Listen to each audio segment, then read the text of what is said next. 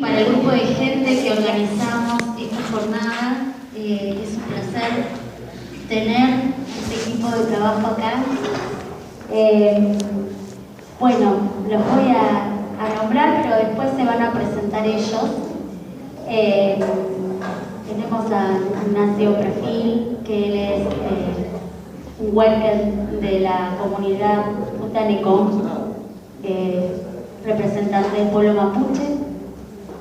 Tenemos a Javier Valdés, que es historiador, a Mari Pisaco, María Las Nieves, Mari para nosotros, que es docente, directora de una escuela intercultural de Ñorquinco.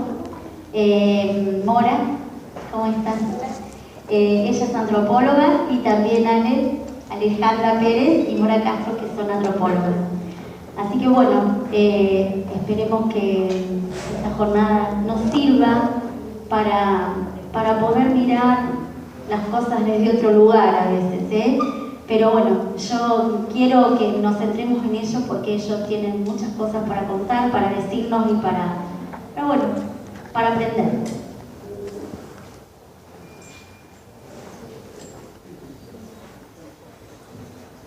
Marimari Monduche, Marimari Kubonei, Bonei Tomo, Bonei Bonchu, Buchaque Tomo, Buchaque Bonchu, Marimari Peña Javier, Marimari Alcafi Mari, Marimari Bonei Mora, Alejandra,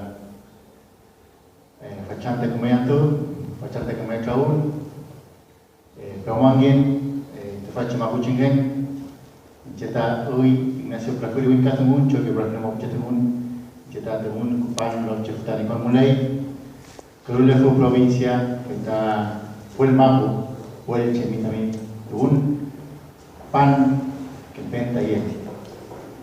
Buenas noches. Buenas noches a todas, a todos, a la gente joven, tanto mujeres como hombres. Saludo a mi hermano Javier Valdés, aparte de ser estudiador en Peñi, desde la provincia de Chubut, la zona de Esquel, a mi Alcafi, María Las Nieves, a mis amigas, compañeras de este equipo que hemos conformado, a la doctora Mora Castro, a Alejandra Pérez. Justamente nosotros somos personas diversas, que estamos en este buen Mapu, en este mundo. Cada uno tiene su formación, sus cosas, su vida, pero nos juntamos hace muchos años para justamente empezar a hablar una de las tantas realidades que poco se habla, que es la interculturalidad, que es la diversidad, que es la plurinacionalidad. Y bueno, de esa manera conocimos hace muchos años a Alicia, a Aníbal, cuando estuvimos aquí en Chivilcoy, con un tema del cine, el cine indígena.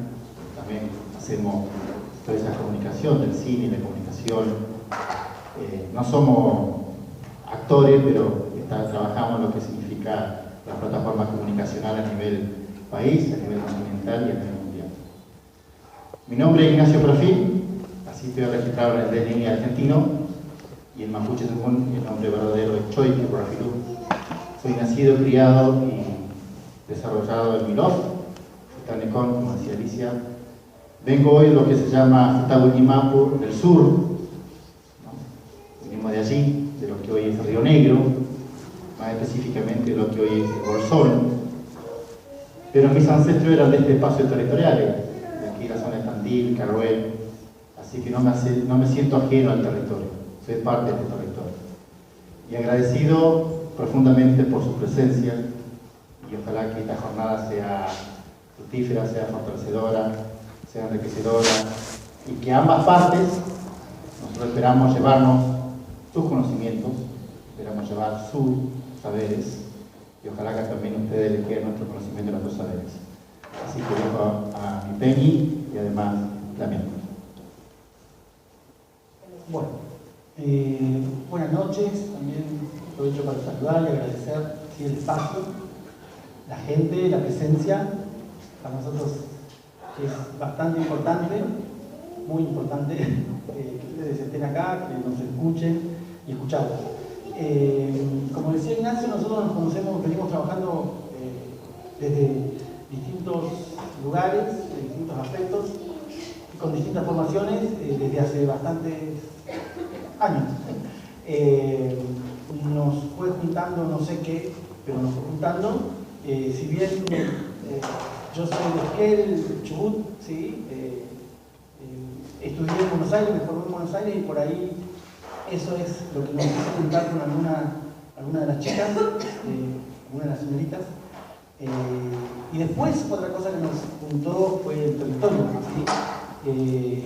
Cada uno de nosotros, más allá de los trabajos que hagamos en nuestros respectivos lugares donde hacemos,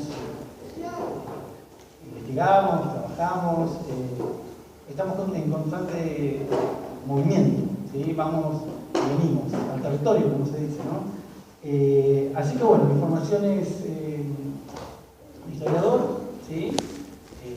Hace muchos años que me vengo formando en eso.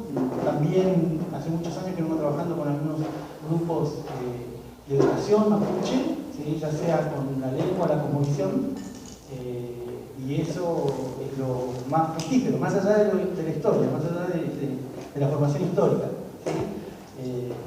Disfruto por ahí mucho trabajar con esto, ¿sí? Con el Mapudungun, con el Mapuche Tungun y con la cosmovisión.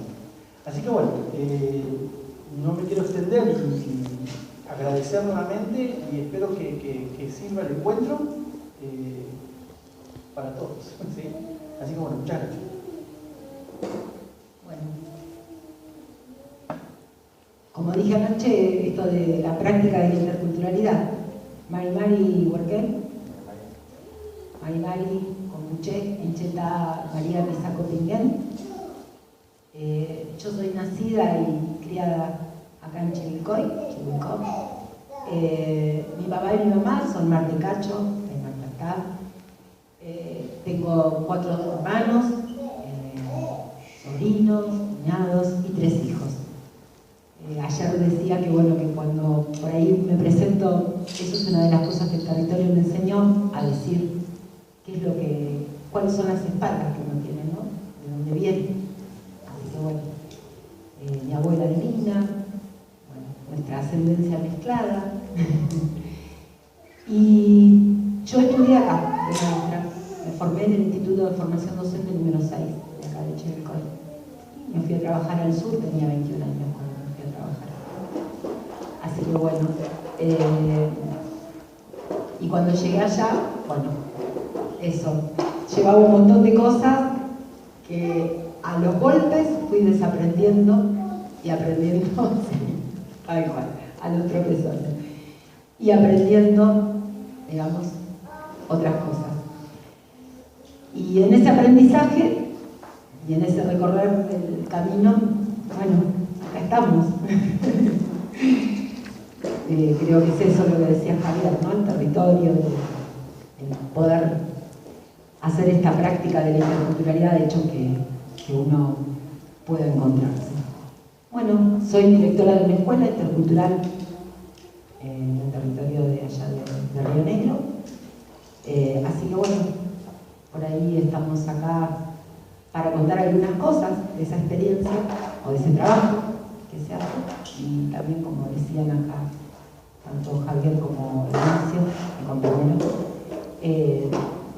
como es aprender a llevarnos de ustedes también lo que nos puedan enseñar. Bueno, agradecida por la presencia de todos ustedes.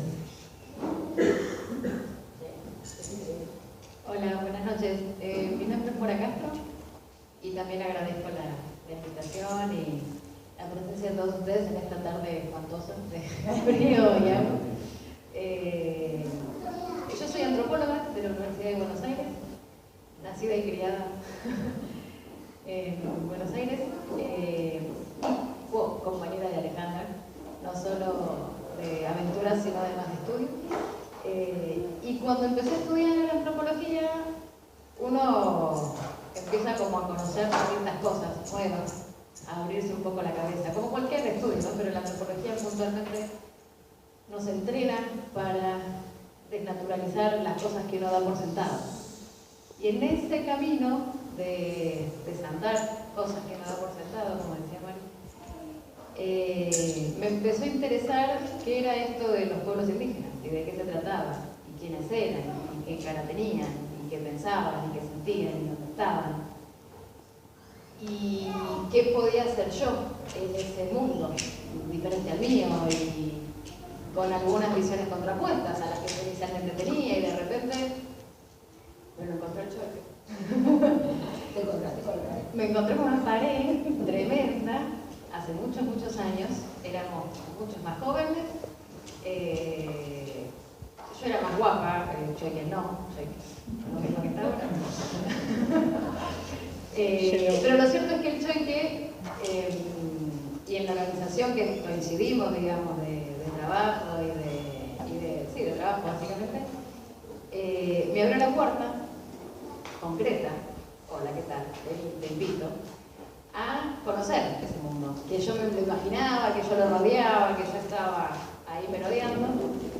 Y el Choque y su familia me abrió la puerta a conocer ese mundo. Y entonces yo empecé a viajar a territorio, parece. Él dice, no, los ólogos, los que sean, antropólogos, biólogos, arqueólogos, geólogos en general, tienen que experimentar el territorio. Los zoólogos tienen que salir del aula, tienen que salir de la biblioteca y bueno, y vivir un poco qué se siente, porque yo te puedo explicar lo que es esto, lo que es la cosmovisión, lo que es lo que pienso, lo que es lo que siento, pero si vos no estás allá y no ves un poco qué pasa, y bueno, por ahí te quedas corta, ¿no? Puedes escribir un trabajo, un paper, una tesis divina, pero si uno no experimenta eso puntualmente, bueno, quizás uno queda medio camino. Y entonces ahí, junto con Ale y otra compañera, Florencia Trentini, que no pudo estar en estos días acá y lo lamentamos mucho, pero la van a escuchar mucho porque ella es parte fundamental de este equipo de trabajo, nos aventuramos y dijimos, bueno, entonces empecemos a hacer lo que para nosotras era el trabajo de campo, digamos, enmarcados en proyectos de investigación o proyectos de trabajo, que ahora les vamos a comentar un poquito, pero para nosotros fue empezar una experiencia de la que no volvemos más, digamos. La cabeza que teníamos antes de estudiantes a la que tenemos ahora es un poco diferente, justamente y gracias a las experiencias que uno vive con gente que inicialmente ha tenido otra trayectoria de vida. Y entonces yo estudié, seguí estudiando y me doctoré en antropología hace unos años y empecé, digamos, y seguí trabajando cuestiones problemáticas en términos antropológicos respecto de los pueblos indígenas y las comunidades, pero también me interesaba no solo la parte de investigación o docencia, sino la parte justamente de trabajo puntual a partir de lo que se enmarca en lo que son las demandas de las comunidades o de las familias o de, digamos, las distintas actores sociales con los cuales se trabaja.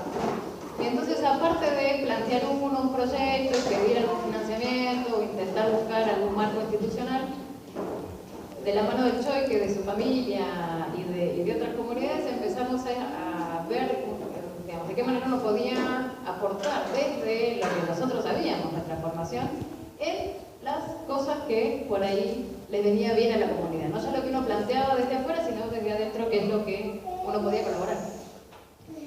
Y ese fue otro camino, ¿no? Como otro viaje, porque uno puede decir, ay, fenómeno, a mí me interesa tal fenómeno social o cultural, etc.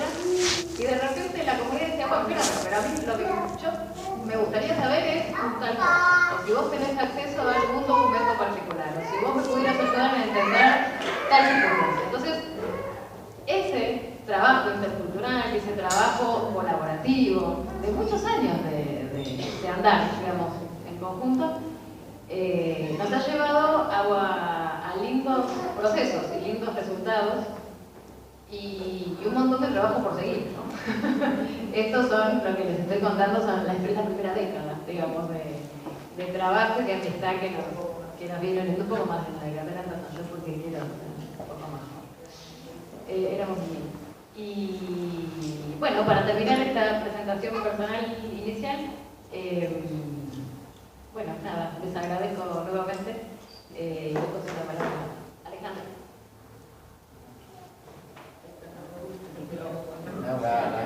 Fuerte. Bueno, no me gustan los micrófonos.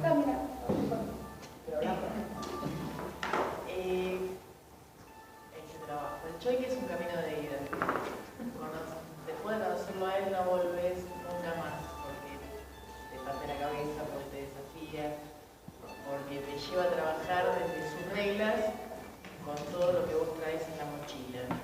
Y eso es un desafío muy grande. Es verdad que no volvemos a ser las mismas, pero también es verdad que empezamos no solo a articular con el mundo mapuche, sino a verlo solo de nuestro mundo académico de investigación que traíamos. Y empezamos a darnos cuenta que nos pasamos la vida investigando y juntando, yo me iba a la parte de la historia, documentación, pero las comunidades no vuelve. Escribimos papers perfectos para publicar en revistas con referato, que Conicet nos lo evalúa bien y que lo leen otros antropólogos, o incluso un sociólogo tampoco nos entiende. Somos un gueto. Y a medida que se va avanzando en la carrera, cada vez más gueto. Entonces, uno de los grupos de investigación social que puede aportar algo a esta problemática que surge en la interacción en el mundo intercultural, en el universo de interacción, está muy ocupado mirándose su propio ombligo y escribiendo para sí mismo. Por eso digo que es un camino de ida. Nosotros creo que no volvimos más a escribir desde esa postura, desde donde lo único que importa es el mundo académico, es tener ese documento exclusivo para publicarlo en el doctorado, aunque 5 años antes haya terminado el juicio y la comunidad no lo haya tenido. Y eso también es una pelea que se da en otros campos, y esas otras repercusiones también se desprenden del trabajo que se hizo en el territorio. Hablando seriamente, no es después de conocer el choque, después de ir al territorio, después de vivir con la gente, yo creo que no volvimos más. Y ahora cuando vean los paisajes se van a dar cuenta por qué no volvimos más. Agradecerles la presencia, que estén acá y que tengan paciencia porque acá hay gente que habla mucho que no soy yo.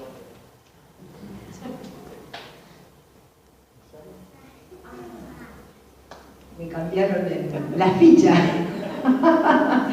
Me cambiaron la ficha. Bueno, hay algunas personas que estuvieron ayer. Digo, no todas. Ayer fuimos avanzando en cosas en donde estuvimos charlando, o estuvo charlando Ignacio, por eso es el chiste de Alejandra, porque no nos dejó hablar. Pero bueno, Ignacio fue contando respecto a lo que tiene que ver con la composición, la cultura. Yo soy maestra, soy trabajadora de la educación. Vamos a plantear bien, soy trabajadora de la educación.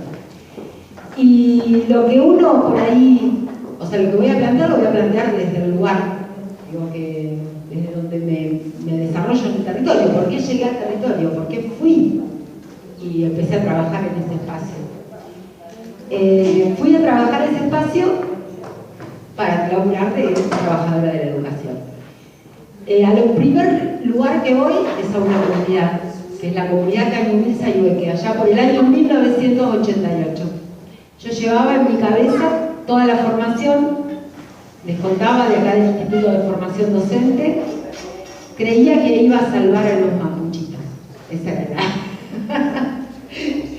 era mi cabeza, ¿no? Voy a ir a ayudarles a los mapuchitos, ¿sí? Y en realidad ahí fue la primera pared con la que me choqué. Con toda la ansiedad de querer aprender ya. Y empezar a preguntar cómo se saludaba el mapuche, cómo era esto, de qué color era aquello, por qué la cosa estaba acá. La miel, que en ese momento me ubicó perfectamente, y cuando me enseñó a saludar y yo fui y dije las 3 palabras de saludo a los chicos y a las chicas de ese segundo grado, los chicos y las chicas se mataban de la risa, y yo en ese momento, en lugar de decirle buenas tardes chicos, les estaba diciendo malas palabras, digamos, ¿no? Y ahí entendí que tenía que esperar, o sea, obviamente me ubicó y muy bien ubicada. Que los tiempos no eran lo mismo, ese fue creo que el primer aprendizaje que tuve en ese espacio, ¿no? Que los tiempos no son los mismos. Y como decían acá las chicas, que no es uno el que plantea qué, sino que es el otro el que viene a plantear qué y cómo. Y eso significaba correrme del lugar de trabajadora de la educación, porque a nosotros nos dicen que nosotros tenemos que enseñar, porque somos maestros, ¿vieron? Somos docentes. Entonces tenemos que ir a enseñar. Y bueno, esa fue mi primera crisis.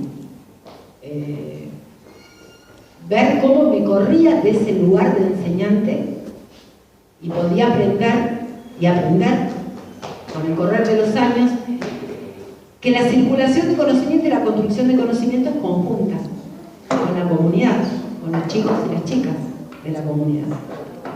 Y que lo que yo había aprendido no era la posta, no era así. Llevó muchos años ese proceso, ¿no? Proceso largo. Luego de ese lugar, otro de los espacios que estuve fue en otra comunidad, 10 años, cerca de Sierra Grande y San Antonio, no sé si se ubican en la provincia de Río Negro. Y bueno, seguir aprendiendo, hasta que llegamos a Ñorquinco, que es el último lugar donde estuve trabajando, ¿no? 14 años ahí en Ñorquinco. Y ahí la cosa fue diferente, porque cuando yo llegué yo no sabía que llegaba a una comunidad, primero y principal. No había aprendido tanto, ¿vieron? No había aprendido mucho. No sabía que llegaba a una comunidad. Y hubo gente de la comunidad y vino y me lo planteó. ¿Usted sabe dónde es una comunidad? ¿Sabe dónde está?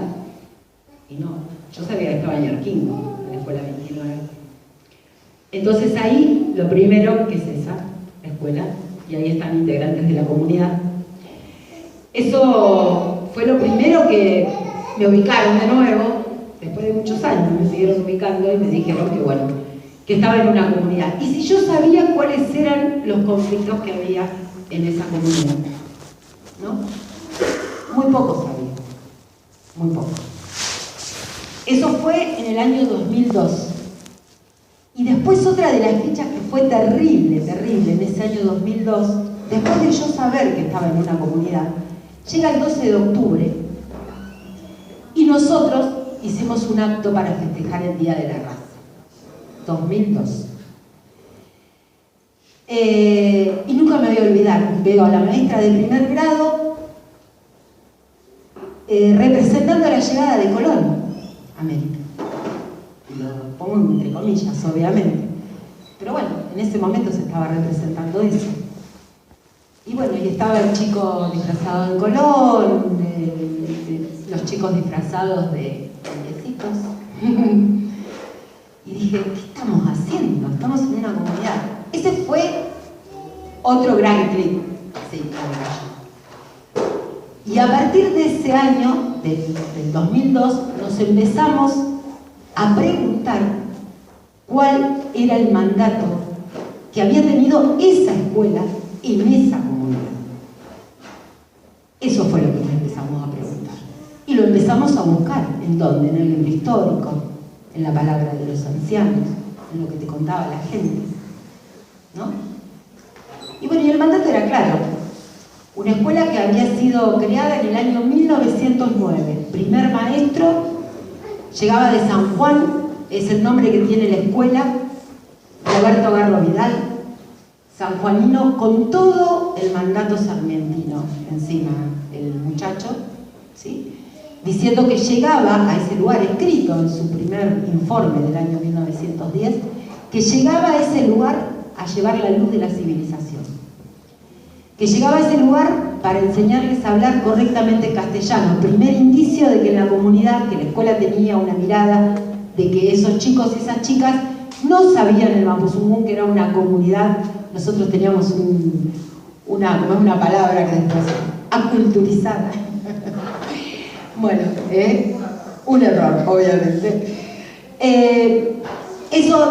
Ahí apareció el primer indicio de que la comunidad en realidad hablaba el mapuzungún, que era una comunidad, y que la escuela había sido una de las tantas herramientas que había tenido el Estado para avanzar y avasallar a esa comunidad. Bueno, también decía ese informe que daba un pantallazo de cómo era la gente de la comunidad, que era gente dejada, abandonada, sucia, que les gustaba tomar. ¿Vieron? Y si miramos algunos libros, y todavía libros que creo que todavía se enseña el Martín Fierro acá, en las escuelas secundarias, Bueno, el Martín Fierro dice, indio ladrón nació, indio ladrón va a morir. Lo decía José Hernández, ¿no? Todavía se enseña el matadero y la cautiva acá en estas escuelas, es obligatorio. Bueno, leamos el matadero y la cautiva, con una mirada crítica en lo que dice, esos textos que aún hoy son obligatorios en las escuelas, ¿no? Bueno, entonces ahí empezamos a revisarnos como escuela si en realidad el mandato lo seguíamos teniendo o no. Y la verdad que ahí también nos dimos cuenta de que el mandato lo seguíamos teniendo, que tenía un poquitito, nosotros decíamos, un barniz de nueva pedagogía, ¿vieron? Por esto de que había palabras que ya no son políticamente correctas decirlas o escribirlas en un informe, pero que en realidad el mandato lo seguíamos replicando, porque seguíamos imponiendo una única cultura, seguíamos imponiendo una única visión. Y ahí empezamos a hacer algunas actividades, ya decidimos no festejar más el 12 de octubre, sino trabajar el 11 de octubre como último día de los pueblos originarios, último día de libertad de los pueblos originarios. Y ahí, en ese trabajo, la comunidad venía para el 11 de octubre y ahí hacíamos actividades, ¿no? Realizando, digamos, nuestro diseño curricular, haciendo una permanente crítica a nuestro diseño curricular y tratando de implementar o de trabajar otras cosas, como por ejemplo, para ese 11 de octubre, que la palabra no sea la nuestra, sino la de la comunidad, la que esté presente ese día, ¿no? Que las cosas que aprendíamos no sea lo que aprendíamos en los libros, sino lo que nos enseñaba la comunidad. Bueno, transcurrieron un par de años de esas actividades, hasta que un día la comunidad se acerca y dice, todo muy bonito lo que están haciendo, doña Mari, me dicen, se ríe acá. Todo muy bonito lo que está haciendo doña Mari, ¿sabe? Pero a nosotros lo que nos preocupa es el territorio.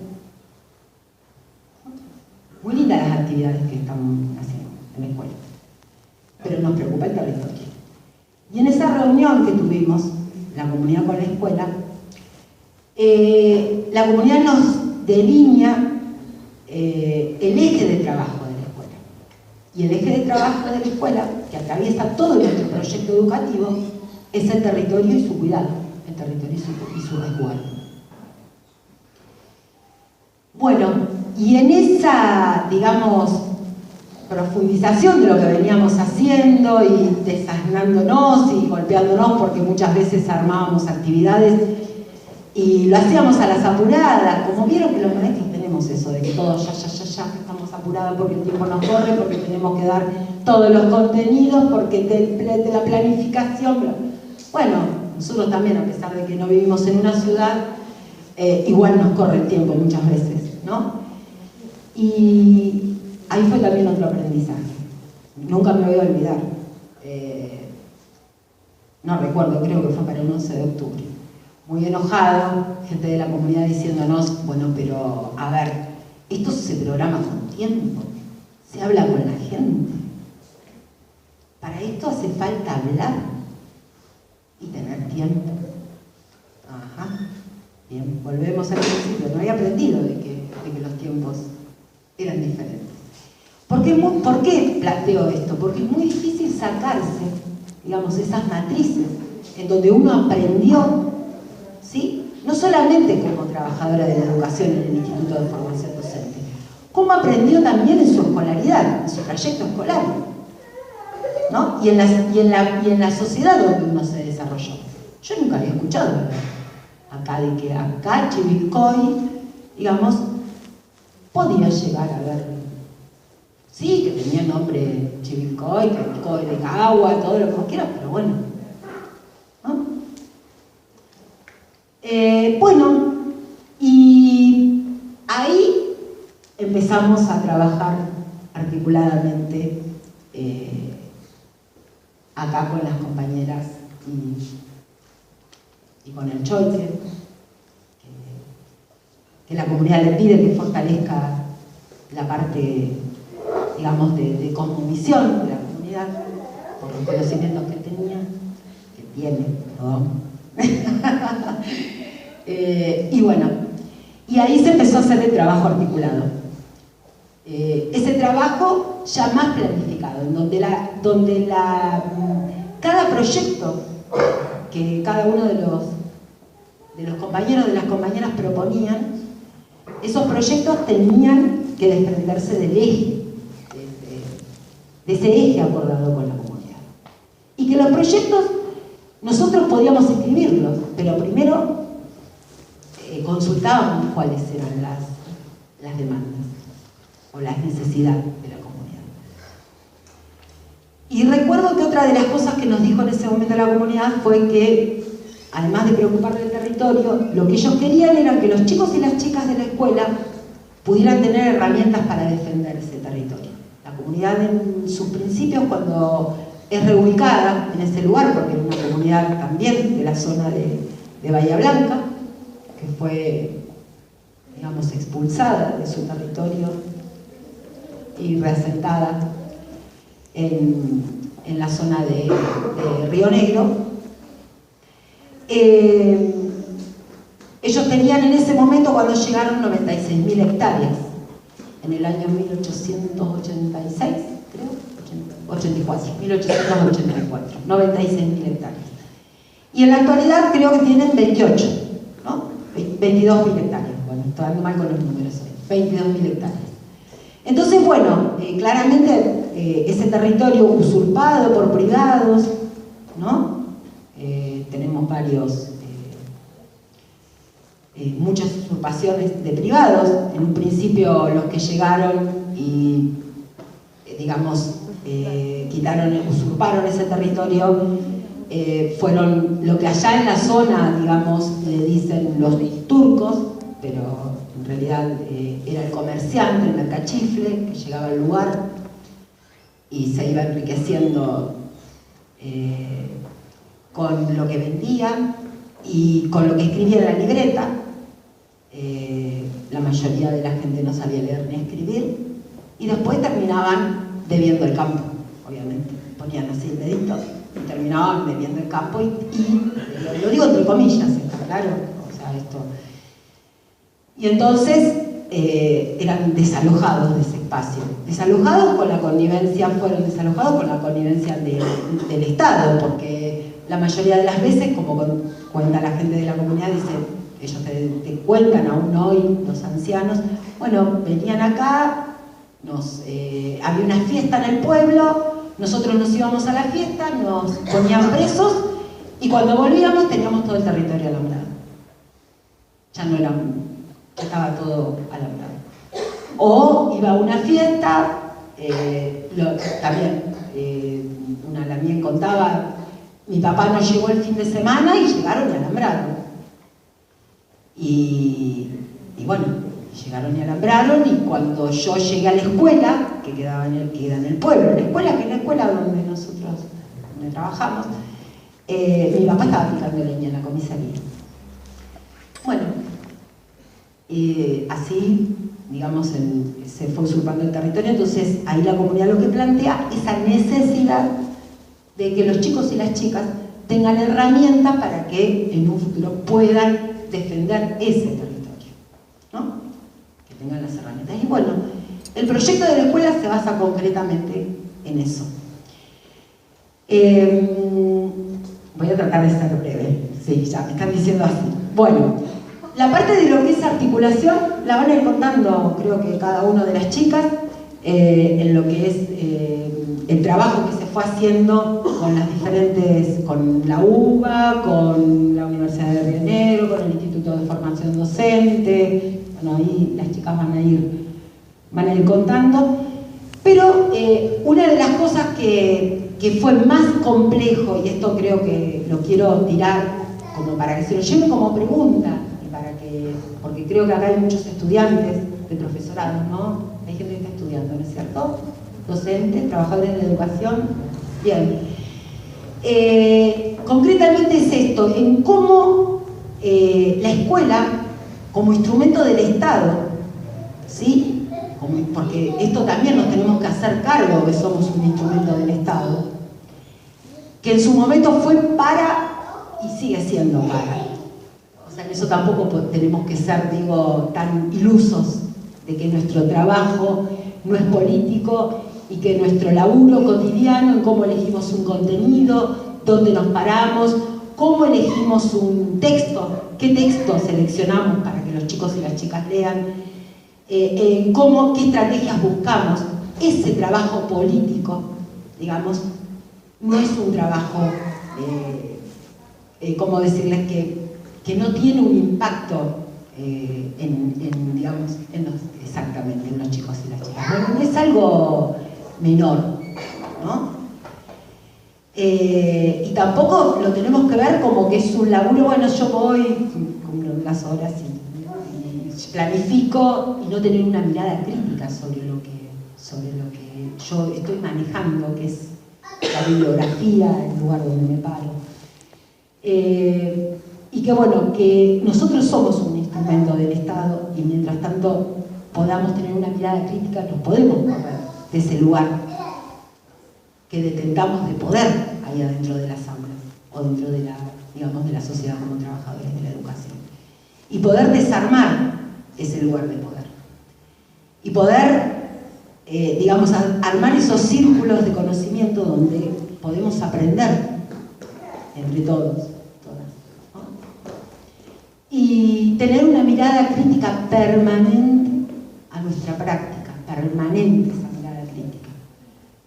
Porque marca muchísimo. Nosotros, los informes de ese maestro, que escribió en el año 1910, aún hoy tienen impacto en la sociedad de Ñorquinco. Aún hoy tiene impacto eso que decía el maestro que estaba ahí en ese lugar para enseñarle a hablar correctamente el castellano, para enseñarle el respeto a los símbolos patrios y a los próceres. Aún hoy en la sociedad de Ñorquinco, que tiene una característica de que es muy nacionalista, esa es la sociedad de los adultos, digamos, no así los chicos, muy nacionalista, ese es el impacto y eso es la huella que dejó la escuela. ¿Me explico? Entonces, cuando vemos ese lugar, digamos, de poder y cómo lo podemos desarticular, ¿sí?, a ese poder que tenemos y que nos da el Estado para llegar a esos chicos y esas chicas, y cómo podemos repensar otras relaciones con la comunidad en donde están insertas las escuelas, los institutos donde laburamos, cómo poder establecer otras relaciones en donde la interculturalidad, esa palabra, que por ahí después la vamos a ir nombrando, la interculturalidad, es el eje que nos permite tener, digamos, una postura crítica ante los contenidos, una postura crítica ante las políticas que el Estado baja, ¿no?, ante los proyectos, ante el marco teórico. Estuve leyendo el diseño curricular de la provincia de Río Negro. Es de Buenos Aires, perdón. Cosmovisión, interculturalidad, esas son las dos. Pero bueno, eso va a ser para una próxima, pero me llamó mucho la atención cuáles son los propósitos de la educación.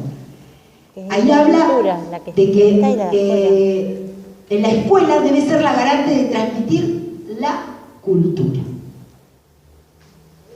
Y yo me pregunto, ¿hay una única cultura? ¿Qué cultura? ¿Quién dice qué cultura hay que transmitir? ¿Qué problema? Y esto que no definimos cultura. Y eso que no definimos cultura, tal cual. Mora. Sí, Alejandra.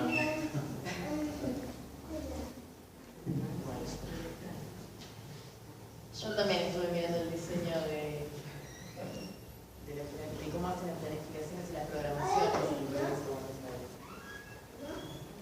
pero aún con esas planificaciones y con esos textos que figuran como obligatorios se puede hacer otro tipo de trabajo. Mario recién mencionaba el encierro.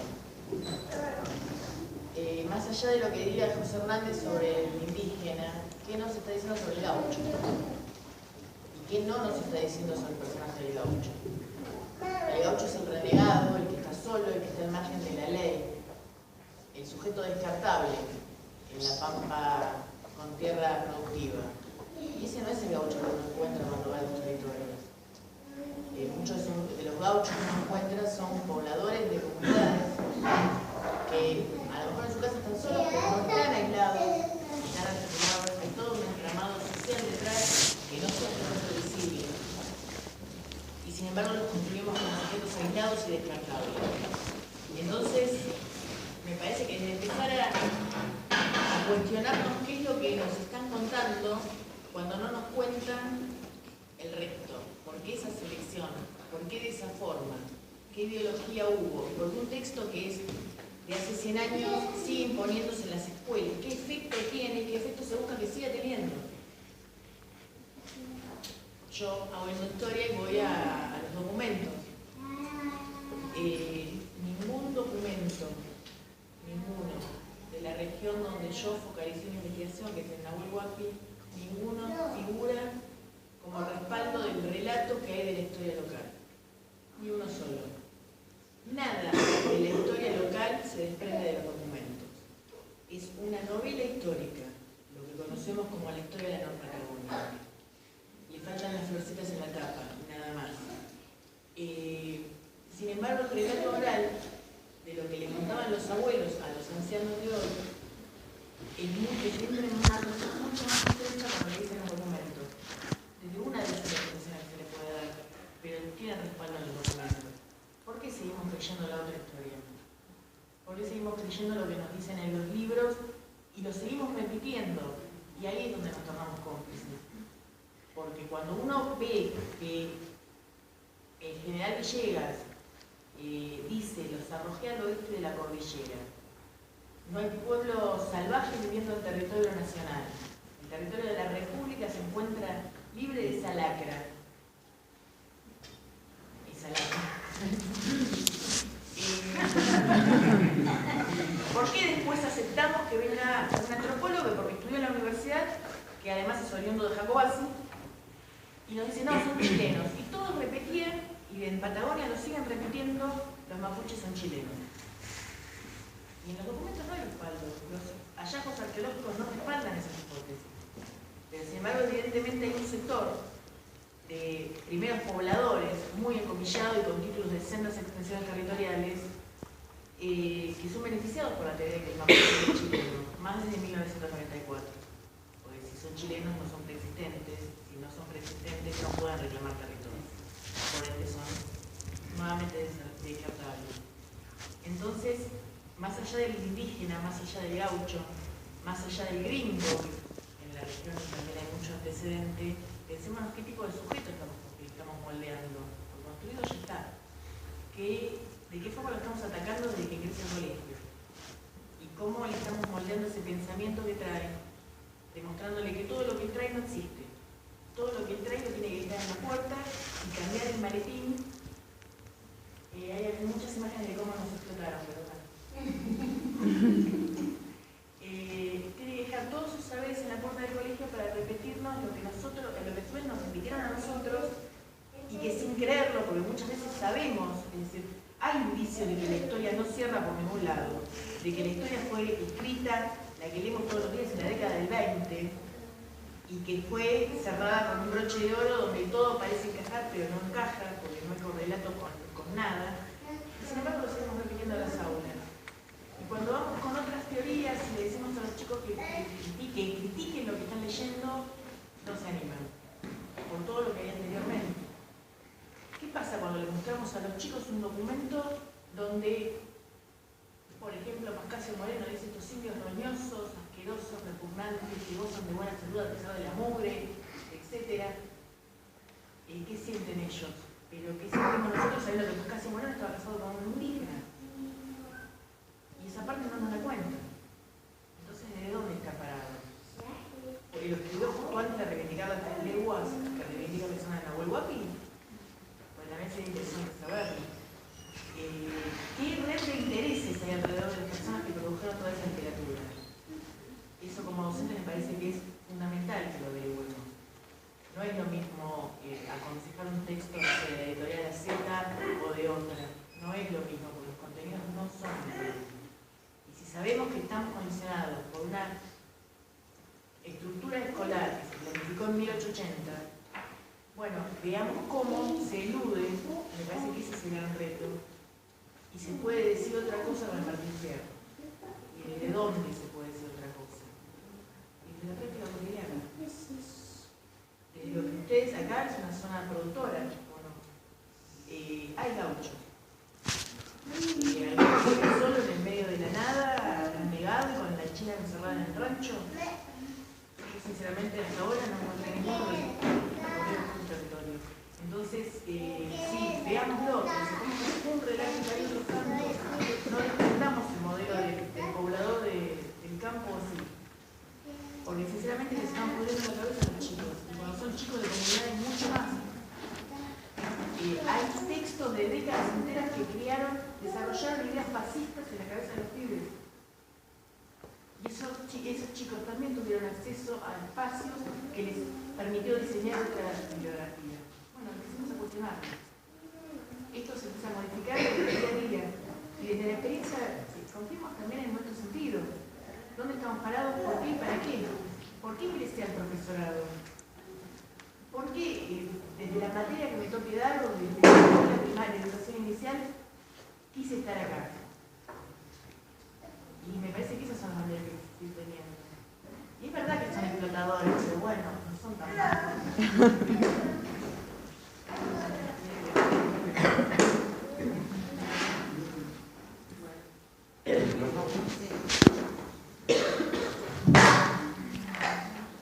Sí, yo uso micrófono porque empiezo a bajar la voz y empiezo a bueno, un poco retomando lo que está diciendo Alejandra, nosotras como equipo, digamos, nos fuimos encontrando en estas mismas preguntas, en esta misma mirada crítica y en esta misma necesidad o balanceando, digamos, la importancia de esta necesidad de dar herramientas desde donde nosotras podíamos, de lo que sabíamos, de la formación que teníamos y entonces en ese camino y en ese proceso personal, profesional, colectivo, individual, digamos, con todas las variables, cabe destacar el trabajo que Mari ha hecho en la Escuela 29 en romper estas barreras, en todo sentido, las barreras institucionales, las barreras personales, las barreras de su cuerpo de docentes, digamos, y las barreras, las físicas, digamos. Romper con eso, estas ideas son ideas que están muy arraigadas en nuestro ADN, digamos. La construcción del Estado-Nación es un proceso que, digamos, nos afecta a todos y todos pasamos por, o la mayoría pasó por las etapas de escolarización, entonces todos cantamos el himno, digamos, todos tenemos esta historia de escolarización metida, ¿no?, adentro. Y de repente empezar, como decía Ale, a tener una mirada crítica sobre esos contenidos, ese conocimiento, esos procesos, esa postura, ¿no? Bueno, es un trabajo a veces muy hostil y muy cuesta arriba. Y entonces con esas preguntas y con esas inquietudes y con la puerta abierta de Mari y su generosidad y su trabajo y todos los docentes que la acompañan, no todos, pero la mayoría de los docentes que la acompañaban, empezamos a proponer como equipo de trabajo distintas líneas de trabajo. Una de las líneas de trabajo tenía que ver con distintos cursos de capacitación a docentes en donde esto se pusiera en cuestión. Y fue una experiencia genial, que la tuvimos que desdoblar como en 2 veces porque fue muy intensa. Por un lado, de repente plantear estas preguntas ante un conjunto de docentes que además enseñaban en una comunidad que estaba al interior de una comunidad indígena. ¿Sí? ¿Se entiende? O sea, ese era el contexto. Y muchos de esos docentes, como le pasó a Mari en un inicio, no tenían la menor idea de eso, ¿no? Porque la comunidad no tenía la visibilidad suficiente, porque la escuela no había dialogado con esa comunidad, porque por un montón de cosas, ¿no? Pero de repente nos encontrábamos en ese escenario. Entonces propusimos, entre todos armamos un taller, armamos un programa y tuvimos la posibilidad de llevarlo a cabo. Y a partir de esa primera experiencia nos entusiasmamos y dijimos, bueno, esto por ahí puede seguir andando. Y entonces dijimos, vamos a proponer un nuevo proyecto. Y la comunidad también, la comunidad Calado en este caso se entusiasmó también y dijo, bueno, entonces sobre las experiencias que tuvimos en este primer proyecto, hagamos uno nuevo que tenga como protagonistas no ya a los docentes, sino a la comunidad en su conjunto. De ese proyecto salieron algunas cosas buenas, algunas malas, ¿no? Como toda la vida, pero de las cosas buenas empezó a surgir digamos, lo que uno puede llamar como un fortalecimiento comunitario en el sentido de mayor presencia de la comunidad y visibilidad de la comunidad en las distintas instituciones, no solo de la zona, sino además de zonas aledañas, y con otras comunidades también de la zona. De esos proyectos, ustedes lo que están viendo, las fotos que están viendo, son distintos momentos del trabajo del equipo y de Mari y de la gente del colegio de Mari en distintas actividades puntuales. Lo que están viendo ahora es la reconstrucción de lo que fue la escuela vieja de Ñorquinco, que era, digamos, una escuela rural de un multigrado, un solo espacio con los chicos ahí yendo a la escuela. La escuela, por supuesto, las escuelas actuales que hay en Ñorquinco tienen otras características, pero esta escuela vieja había sido tomada por la comunidad como un espacio simbólico, importante, y como un espacio sagrado también, importante porque estaba rodeado de ciertos elementos que después podemos detallar. El asunto es que los que ven ahí somos algunos de nosotros intentando reacomodar algunas de las paredes, etcétera, cosas que yo, se imaginarán que no soy muy hábil para eso. Sin embargo, bajo algunas instrucciones acá de los caballeros que la tienen un poco más clara en eso, hicimos lo que pudimos y empezamos, digamos, a intentar reacondicionar un poco ese espacio, no ya para, digamos, la función docente, sino para un lugar de reunión dentro del espacio comunitario. Otra de las fotos que también pueden ver es distintos trabajos puntuales en los puestos de distintas familias. Qué sé yo, no sé, el arreglo de un canal para el desagüe, o eso era una casa que había que, no sé por qué no le estaban usando, entonces queríamos reutilizar los mismos ladrillos de adobe para rearmar otro espacio. Con esa misma familia también, con esa misma familia también tuvimos otro día de trabajo en lo que tenía que ver con el cuidado y mantención y sanidad animal. Ahí estamos con la familia anterior. Con esta familia básicamente lo que ellos precisaban era una mano para hacer un canal, me parece. Entubar y limpiar toda una zona donde ellos pudieran también reutilizarla. Hacer un camino. Y hacer un camino, exacto, hacer un camino. Entonces, y muchas de estas tareas tienen que ver con un trabajo comunitario en el sentido más literal de la palabra, o sea, que necesitan muchas manos para llevar adelante una tarea o una acción puntual. Entonces, un poco estos proyectos que nosotros fuimos proponiendo y que tuvieron distintos objetivos era, bueno, manos a la obra, digamos, bueno, fenómeno, esta familia, ¿qué es lo que precisa? Bueno, precisa que gente de la comunidad vaya y lo ayude de esta manera para esto puntual. Entonces, estábamos nosotros, pero también había gente de la comunidad que había ido a ayudar, claro, por supuesto, Mari, a la... Ah, ¿vos crees que el nombre de apellido? No, él existe la comunidad. Sí, claro. En las fotos ven distintas personas de la comunidad. Ahí estábamos reparando el derecho de posesión territorial, el único derecho de posesión territorial que se había hecho en ese momento. Bueno, estaba el puesto ahí y lo que se estaba haciendo era reparar el puesto. Bueno, en ese derecho de posesión territorial fuimos 3 docentes a acompañar el derecho de posesión y después terminamos siendo procesados por usurpación, pero bueno, quedamos libres, no tenemos El más. detalle más maravilloso de ese día era que nosotras, una de las tres, Florencia Trentini es la otra integrante, es muy hábil con los elementos, con las manos menos, y cuando nos veían a menos de 3 metros de la sierra, la corrían. Y se acercaba otra y la volvían a recorrer para otro lado. Hasta llegó un momento en el que era problemático porque estábamos las tres y la metieron adentro.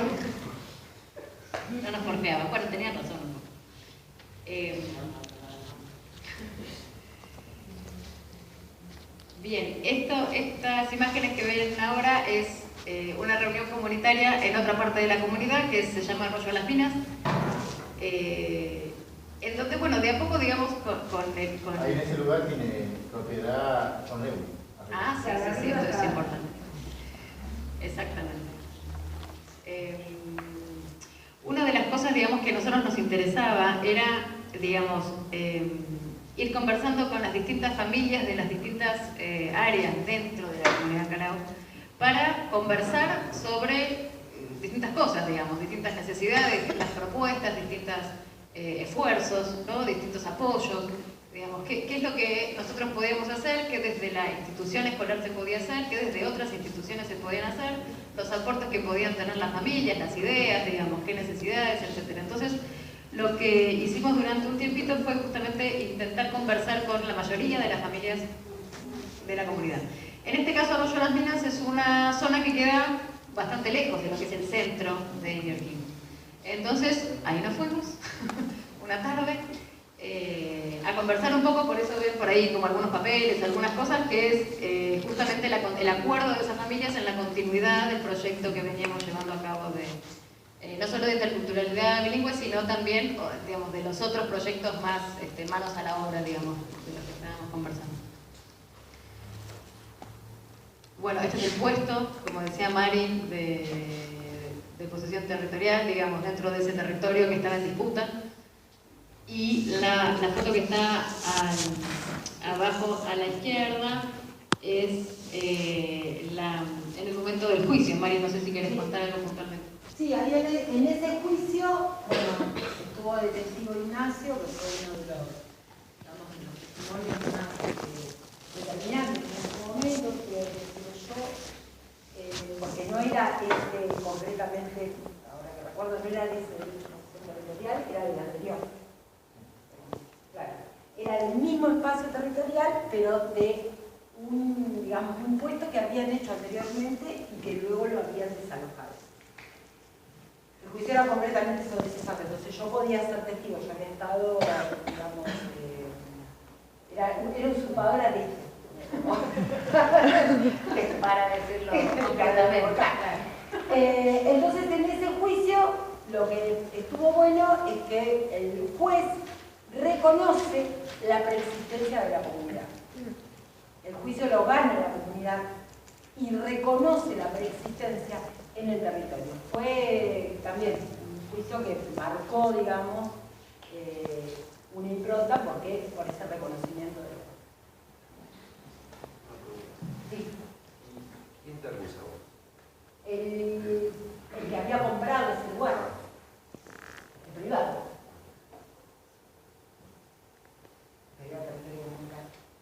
Claro, bueno, yo voy a agarrar un poquito el micrófono, voy a comentar un poquito. Primero voy a ser bastante taxativo en relación a algo que venía diciendo Alejandra en relación a lo historiográfico, a la historia. Parto de la idea de que hay un gran desconocimiento, no solamente en relación del pueblo mapuche, del pueblo mapuche-tehuelche, sino de los pueblos originarios en general. Muchas de las cosas que por ahí decía Alejandra son totalmente ciertas, y muchas de las cosas que decía por ahí, la mayoría de la gente que estudia y que no estudia, que se forma o que no se forma, no tiene mucha idea. Voy a ser autorreferencial para darles un ejemplo de interculturalidad. Mi abuela nació en Putrachoique, en la provincia de Chubut, ¿sí? Cerca de lo que hoy es Colonia San Martín, Río Senger, ¿sí? Putrachoique, panza de choique, quiere decir, en mapudún. Luego, ella nació en el siglo XIX, ¿sí? Murió en la década del 90 con 105 años.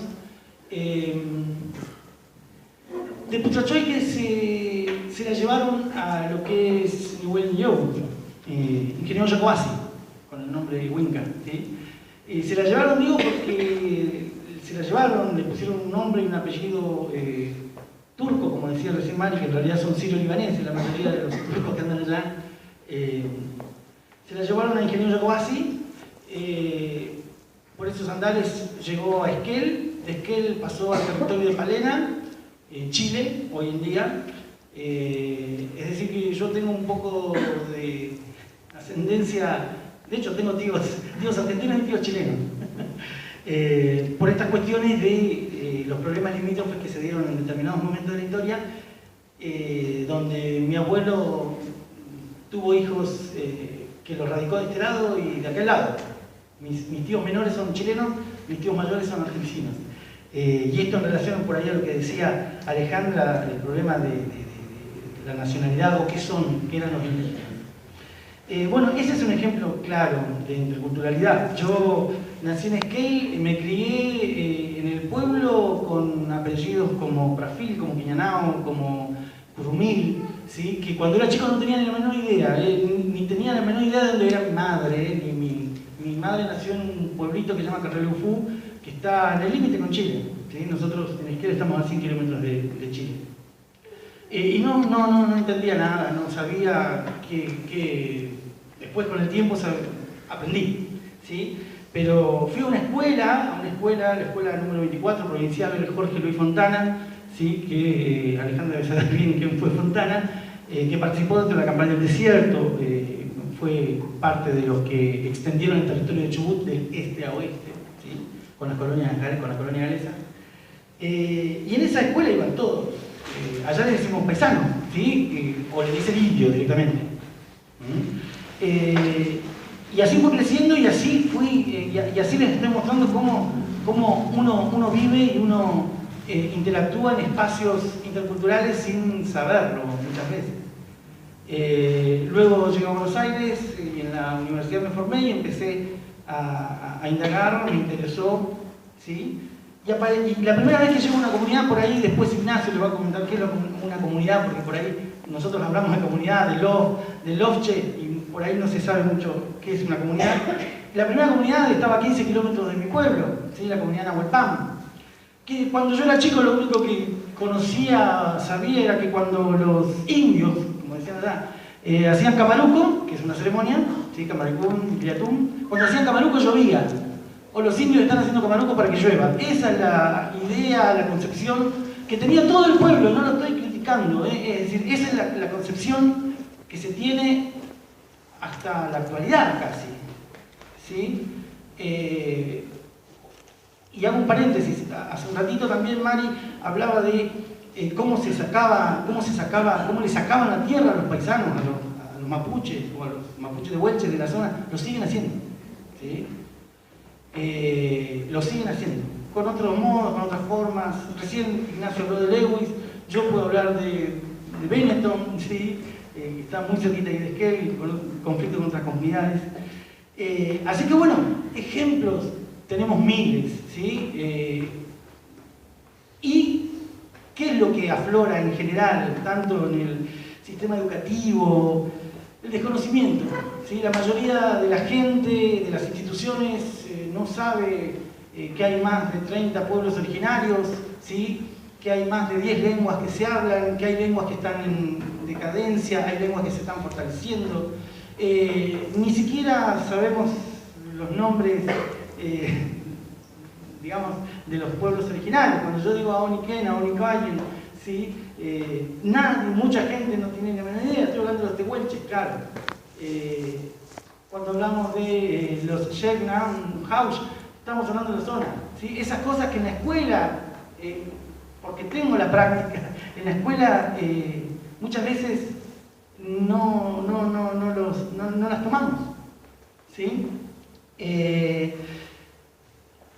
Gran parte de lo que se ha logrado en relación a la educación, al conocimiento de los pueblos originarios, a la educación, fue fundamentalmente la lucha de los pueblos originarios, ¿sí? Podemos hablar de por ahí algunas políticas, ¿sí? De la educación intercultural bilingüe, de alguna legislación, ¿sí? Pero eso sí quiero que quede bien claro. Así como dije taxativamente que hay un desconocimiento muy grande en relación a los pueblos originarios, también quiero decir que todo lo que se ha logrado es por el lomo de los pueblos originarios.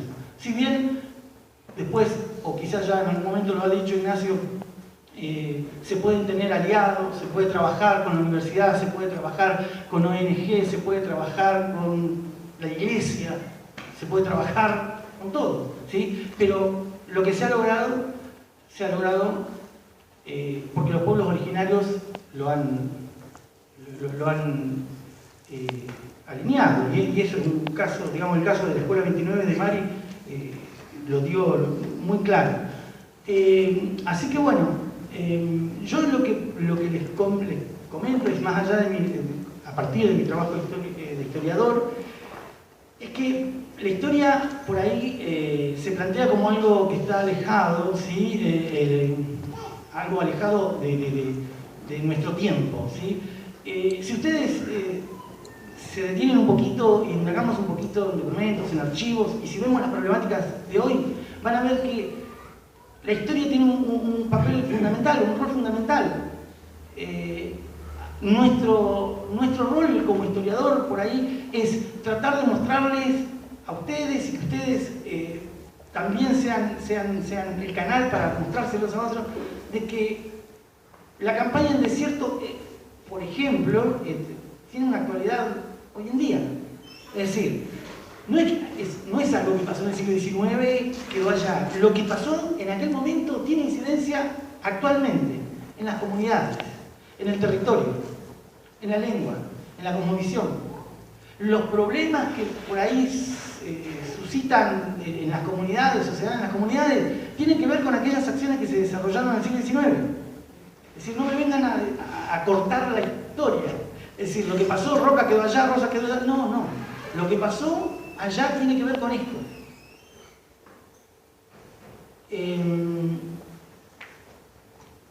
Dentro de las comunidades que nosotros venimos trabajando, ¿sí? Nos encontramos con experiencias y nos llevamos 10.000 cosas buenas. Uno de los problemas que tenía yo era, yo no puedo ir a trabajar, a hacer un trabajo de campo en el mismo lugar donde yo me crié, con la misma gente que yo tengo, con mi familia, mis parientes, ¿se entiende? Era un dilema, es un dilema.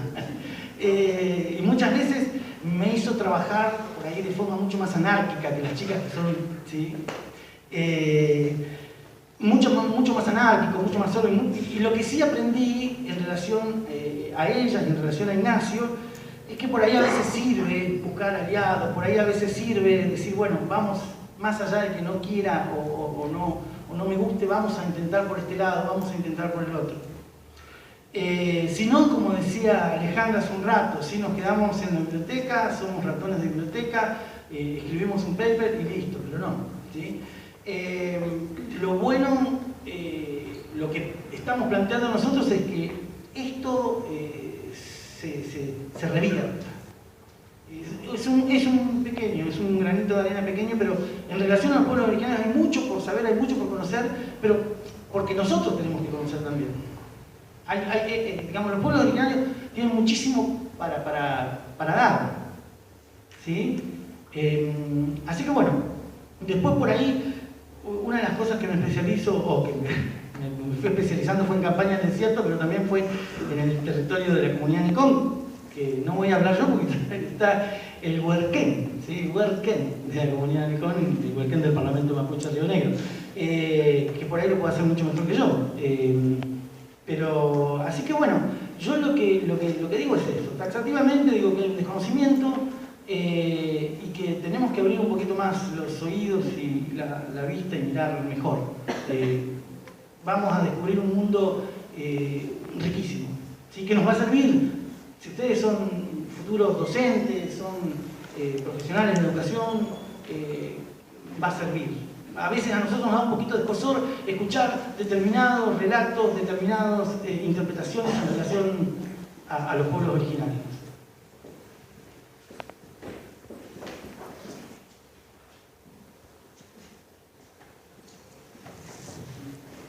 Bien, ¿están cansados? ¿Cansada? ¿Preguntas? ¿Están entendiendo todas y todos? Qué bueno. Bueno, nosotros a pesar de que somos de generaciones distintas, o no todas, ¿no? No todas. Yo me quiero ser joven. También hicimos un encuentro patagónico de todo lo que es hoy la Patagonia para hablar sobre esta interculturalidad. La palabra interculturalidad la profundizamos en el año 2004, no, en el año 94, año 94, antes de la creación de lo que fue la reforma a la Constitución de este Estado argentino. Como todos saben, que la Constitución del año 1853 hablaba de 3 cosas que decía en esa Constitución de un Estado: mantener el trato pacífico con los indios, mantener la frontera y convertirlo al catolicismo. Esas eran las 3 cosas para hacer los pueblos indígenas. Entonces nosotros fuimos hablando en el año 90, cuando se empezaban a cumplir 500 años de la llegada de Cristóforo Colón a este continente, de Abya-Yala o el Mapu.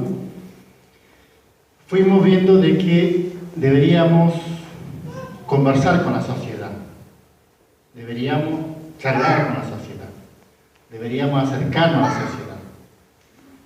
Y nosotros estábamos metidos hacia el seno de nuestras comunidades, hacia el seno de nuestro territorio, no estamos hacia el interior, como a veces pretenden decir la gente de Capital Federal, que nosotros somos del interior. Pareciera que Buenos Aires fuese el exterior. O todos nosotros estamos acostumbrados, vamos a Río Negro, vamos al interior del paraje tal, ¿no? Entonces, todas esas realidades nosotros fuimos tratando de debatir entre nosotros, entre las autoridades originarias, los Loncos, las Piancuye, los Kona, los Hualquén, los Huaypif, los Yempín, la Yancán, los Calfubuén, los Calfumalén, Peuchén, Machis, Numul Machife. Empezamos a conversar. ¿Cuál era el momento preciso para poder hablar con la sociedad en general? Y el momento preciso fue el año 90, porque en el 92 se cumplían 500 años. Y empezamos a relacionarnos y empezamos a sacar un documento que se llamaba Hacia una nueva relación. Bueno, esa Hacia una nueva relación tenía justamente con qué? Con los sectores organizados, que le llaman sectores sociales, ¿no? En ese momento sectores organizados. Fíjense en el año 90, ¿no? Quizás la chica aquí recién estaba naciendo, quizás, ¿no? O no habían nacido, pero ese año marcó una historia en este país. ¿Quién tenemos más? Ya casi medio siglo, sabemos lo que pasó en la Argentina en el año 90, ¿no? Entonces, y se decía, como decía hoy Alejandra, como decían acá Mora o Mari o Javier, que aquí en Argentina no había indígena, que éramos minoría étnica. Qué grande. Que todos los argentinos éramos españoles, turcos, gallegos, alemanes, franceses, italianos, ¿no? Tampoco había africanos aquí, no había negro, ¿no? Tampoco había un africano acá en este lugar. Entonces todos eran caras pálidas, bajados los barcos, venidos de allá de Europa. Hoy es Jaguario, ¿no? Tutto bene. Tutto bene. Entonces, todas esas cuestiones uno le empezó a mamar, y una de las cosas de la realidad es que yo lo pude vivir de la escuela. A nosotros nos tocó una vida dura socialmente, de quedarnos casi en decir social, no digo en la pobreza, sino socialmente. Nos tocó que no achicaran el territorio. Nosotros somos mucha familia, somos muchos hermanos. De hecho éramos 10 hermanos, 2 desaparecidos en la famosa, esta última dictadura militar, ¿no? Por defender el territorio. Un hermano y una hermana. Entonces, nosotros bajamos de Necol. Yo tenía 7 años, caminamos desde mi comunidad a un pueblito que se llama Clemente Onelli.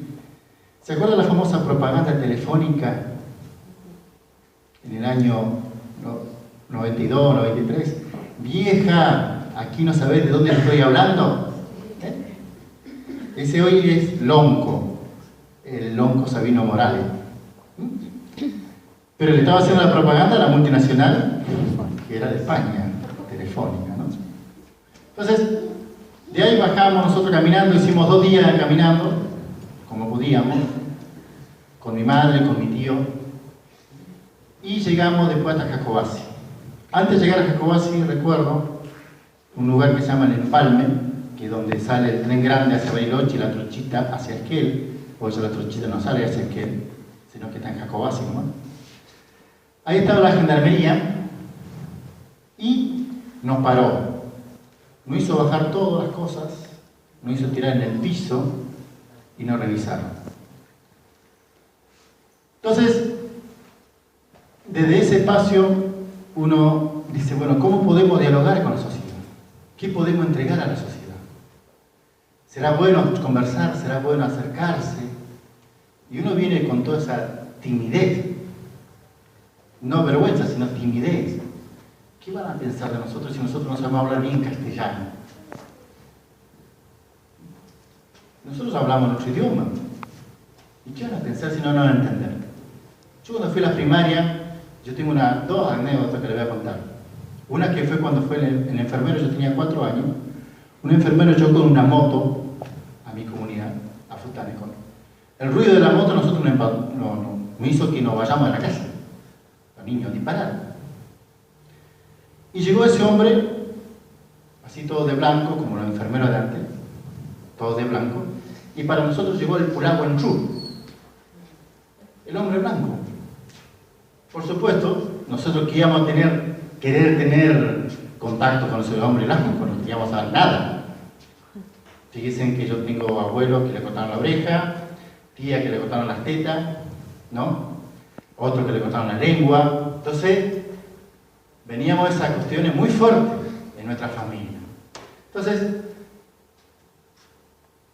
un día, uno de mis tíos, creo que fue, que le dijo, no vaya en moto, andate a caballo. Y llegó de a caballo. Cuando nos quisimos hablar, el Pulahuanchú estaba en el patio de nuestra casa y no nos dio tiempo a disparar. El Pulahuanchú nos fue a colocar supuestamente una medicina. Antes las jeringas eran grandes y la aguja inmensa, y me colocaron la vacuna a ambos brazos. Yo recuerdo que lloré toda la tarde y le decía a mi vieja que me había puesto Kuchanguinká, enfermedad Winca me había puesto en el cuerpo. Y me quedó esa imagen de ese hombre blanco.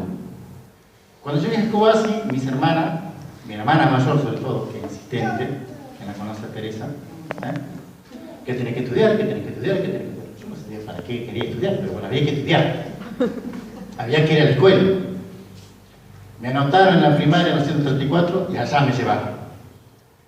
Oh casualidad, cuando llego a la escuela, me encuentro con todos los chiquititos, todos de blanco y la mujer grande de blanca. Estoy en el horno. Y acá no puedo disparar. Llegué, entonces, por ahí quizás la gente mayor se va a acordar que antes de entrar al aula se saludaba, se decía, buenas tardes, señorita. ¿Aún se sigue haciendo hoy? Bueno. Y así lo hace todo. Así, bueno. Y yo decía Mary Zomó. Entonces la maestra me decía, venga para acá, salga para afuera, dígame buenas tardes, señorita. Bueno, hasta que aprendí a decir buenas tardes, señorita. El tema se me armó un dilema a mí cuando mis hermanos mayores un domingo se juntaron a comer en familia y empezaron a hablar de este concepto de señorita, señora, señorita, señora. Y empezaron a decir, pero las señoritas son las que no se casan, las que no tienen hijos, esos son señoritas. Las señoras son que están casadas y que tienen hijos. Entonces yo le digo a mis hermanos, pero mi maestra es señorita y tiene hijos. Ah, mis hermanos son tontos, mirá, ¿cómo te va a creer? Al otro día fui a la escuela, ya no dije más señorita, fui y dije, buenas tardes señora. ¿Para qué? Salga para afuera. Bueno, buenas tardes señora. Me llevaron a la dirección, y yo no sabía lo que era la dirección.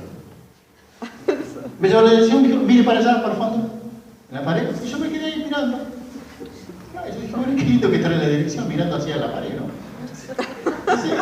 Pero fíjense en ese concepto que Javier decía, si nosotros hubiésemos en ese momento el Estado, quien vino, usurpó, quien vino, colonizó, quien vino, transformó, quien vino y saqueó, y a la vez nos exigió aprender otros idiomas, hubiese dicho, vamos a practicar la interculturalidad primero para poder entender a los pueblos originarios.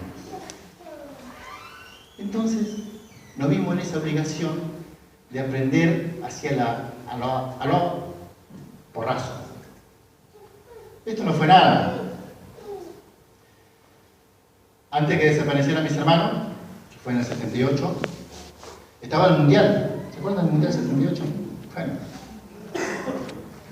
años horribles para nosotros, para muchos argentinos y argentinas también. Yo con mi sobrino mayor nos mandaron a hacer mandado. Nosotros vivimos en un barrio, Jacobase, que se llama el barrio Faldeo, que es sobre la ruta 23.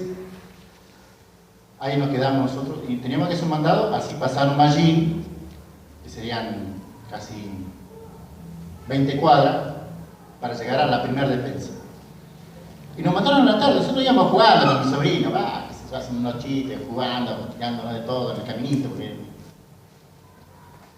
Y de repente sentimos voces, bombos, ruido, bla, bla, bla. Llegamos a la esquina y venían la gente festejando, porque había ganado Argentina.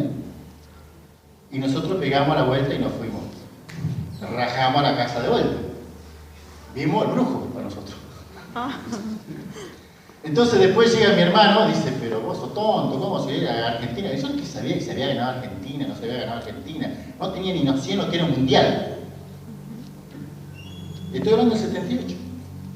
Entonces, uno cuando va tratando de aprender lo que es lo intermedio, con la otra cultura, es un término que lleva tiempo, como decía Mario, de aprender, de corregir, de entender, pero a la vez de comprender.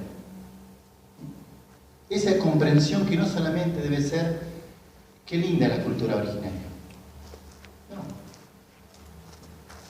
Vamos, por ejemplo, si yo les pregunto a ustedes, ¿saben algún saludo de algún pueblo originario los que están presentes aquí? ¿Imanaya Cayanqui? ¿No saben? ¿Sí? ¿Nadie sabe Imanaya Cayanqui? ¿Hayaya? Tan difícil de pronunciar. Hayaya, ¿nadie sabe lo que significa Hayaya? ¿Marichihuevo? Nada. Bueno, ahora nosotros los pueblos originarios tenemos que aprender a decir buenos días, señor, buenas tardes, señorita, buenas noches, caballeros. Tenemos que aprender a decir todas esas cosas. Entonces, ¿por qué la interculturalidad para nosotros es muy importante? Porque tenemos varias culturas, la diversidad de culturas, que hace que compartimos el mismo espacio territorial, que no todos somos iguales, que somos diferentes, que somos distintos, y que tenemos formas de pensar distintas, pero que a través de la interculturalidad podemos tener la interrelación de poder respetar mutuamente lo que tal es la otra persona, no modificarla, no cambiarla. Entonces hacer ese proceso intercultural para poder hablar de la diversidad y que esa diversidad nos lleve a hablar de una plurinacionalidad. Nosotros, hace muchos años venimos propiciando un Estado plurinacional. Estos mapuches están locos, ¿qué quieren? Que somos como los bolitas, así nos decían. Bolita, Paragua, Chilote, Perita, los peruanos, ¿no? Fíjense, todo ese concepto que usamos despectivamente, y ni hablar de el trabajo social o el trabajo psicológico, de la autoestima, ni hablar de ponernos a parar de otra manera. Entonces, toda esa realidad de nosotros que venimos a hacer hoy, tratar de decir, bueno, buscarnos, reencontrarnos. Por eso yo invito a las jóvenes, a las niñas, a los niños jóvenes, a las señoritas, a los hombres jóvenes, que tratemos de romper fronteras, que dejemos la frontera de lado, que la frontera no tiene que ser un límite que nos condicione para poder hablar nuestra diversidad cultural, que la frontera no sea un límite para no conversar y tener confianza entre nosotros, para no proponernos un país, una realidad, una democracia la que queremos hacerlo entre nosotros, no porque solamente tenemos gobernantes y gobernantas que sean buenos, geniales o que sean autoritarios. Nosotros tenemos que hacerlo. Entonces, nosotros empezamos a decirle a la sociedad en el año 90, nosotros somos gobierno mapuche. ¿Por qué? Porque en nuestra comunidad tenemos nuestras propias autoridades originarias, nuestras propias autoridades filosóficas, espirituales, religiosas. Y con lo primero que nos juntamos fue con los curas. ¿Han sentido hablar del obispo Esaine? Sí. Jaime de Nevares. Sí. Bueno, son ellos justamente los que nos impulsaron, nos dieron una mano para poder rearmar nuestras situaciones. Pero también le decíamos, bueno, pero ustedes también tienen culpa, porque ustedes son partícipes de la campaña del desierto, de la llegada de Cristóbal Colón, de la evangelización, de querer transformar algunas ideas. Nosotros queremos que nos respeten como tales. Y les costó mucho, a veces. Y bueno, pero no es imposible. Entonces nosotros decíamos, bueno, ¿cómo dialogar? ¿Cómo hacer para que esta interculturalidad sea profundizada, pero no sea mirada para únicamente como hoy tiene el Estado? El Estado dice, la interculturalidad es para los indígenas. Ah, qué grande. La interculturalidad para los indígenas. ¿Y para la sociedad en general qué es? ¿Debería ser la interculturalidad? Entonces, en ese sentido, ¿cuál es la contundencia que nosotros vemos?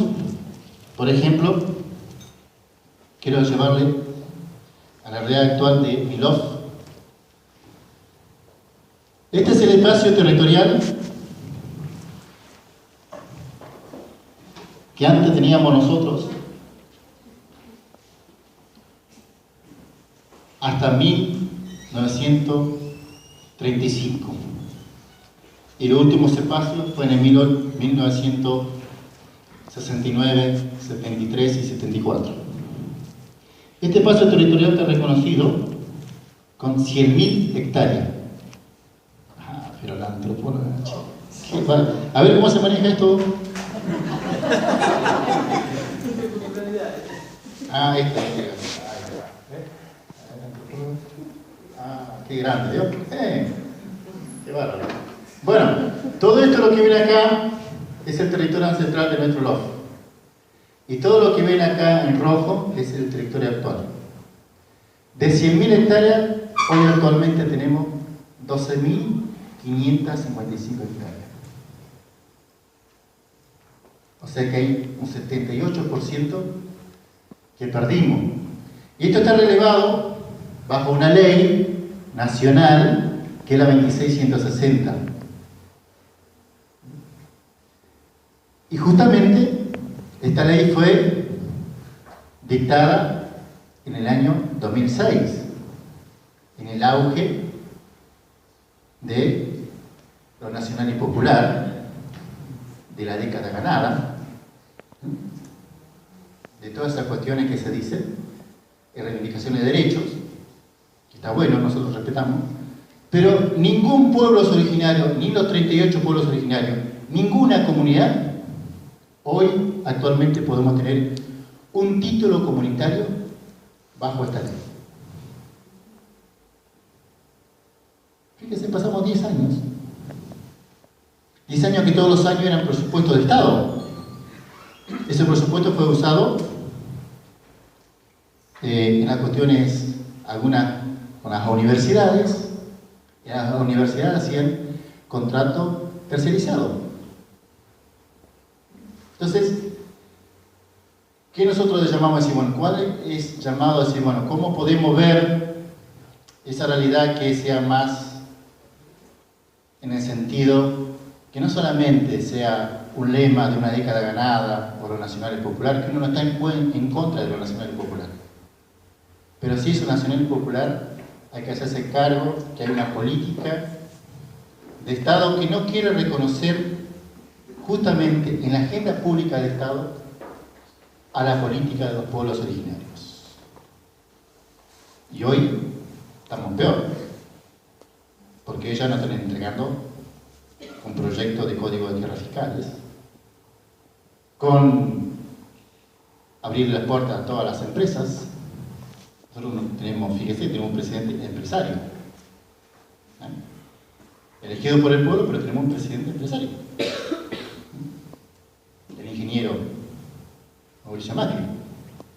Entonces, toda esta cosa que nosotros nos costó tantos años, como decía Javier, de llevar, de tratar de impulsar y hacer conocer y dar a conocer, de un momento para otro como que pareciera que no tuviésemos más fuerza o más ganas de seguir.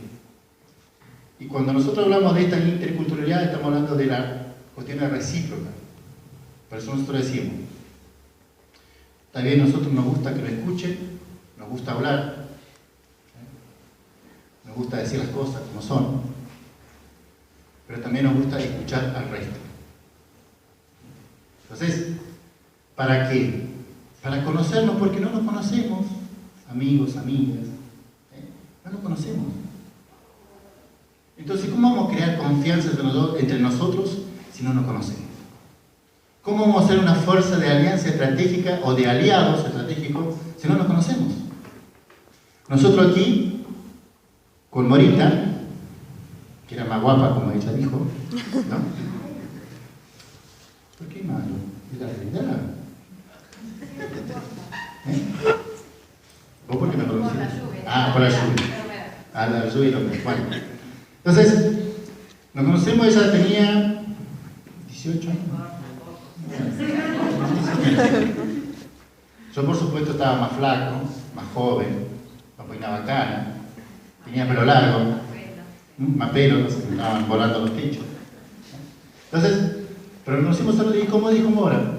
¿Qué le dijimos a ella? Mirá, chica, está todo bien, nosotros estamos en Buenos Aires, ustedes nos pueden escuchar, nos pueden decir, son los indígenas, son los verdaderos indígenas, son todo lo que es. Pero ustedes no conocen la realidad de nuestra familia ya en el territorio. No la conocen. Por lo tanto, nosotros les pedimos que vayan al territorio. Cuando me conocí con Mari Pisaco, en una marcha, le caí antipático y asqueroso, repugnante. Así le caí. La segunda vez que nos reencontramos, nosotros estábamos haciendo un trabajo con UNICEF. Nosotros estábamos trabajando con el Ministerio de Educación y Cultura a nivel nacional porque teníamos un convenio de un trabajo que era hacer que los jóvenes nuestros pudiesen tomar la herramienta, la tecnología, como herramienta para poder apropiarnos de esa tecnología y hacer de esa herramienta el uso que tenemos que darle hoy, que hoy se llaman Facebook, Twitter, ¿qué más tienen otro nombre más raro que no me acuerdo bien ahora? Instagram. Eso. ¿No? Entonces, en ese momento eran las páginas, ¿no? La página web. Entonces, de esa manera nosotros fuimos tratando de buscar para que nuestros jóvenes en Río Negro, en Chubut, en Provincia de Buenos Aires, tuvieran esa capacidad de aprender. Entonces, hicimos el primer portal que se llama Love Digital, fíjese, transformado comunidad en la cuestión digitalizada. Claro, estamos trabajando dentro del ministerio. ¿Y qué hace el Ministerio de Educación? Hace tarjetas, ¿no?